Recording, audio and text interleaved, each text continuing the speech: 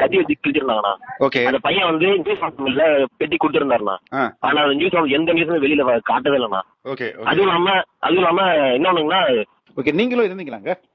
ஆனா நான் கூட்டத்துல கணபதி மியூசிக் அந்த ஆப்போசிட்ல சென்டர்ல நின்றுட்டு இருந்தேன் கூட்டத்துல. சரி, இப்ப கத்தியால கிழிச்சதெல்லாம் யாரு?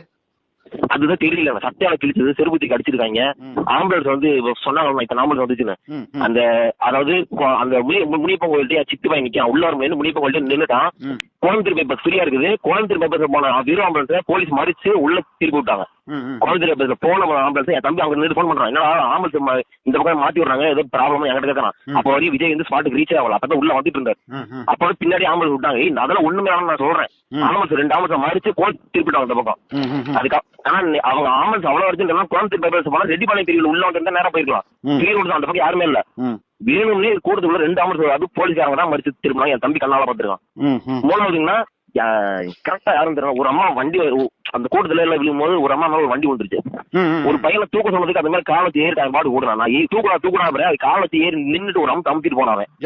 அவன் இந்த பையன் யாருன்னு தெரியல. ஆளு வந்து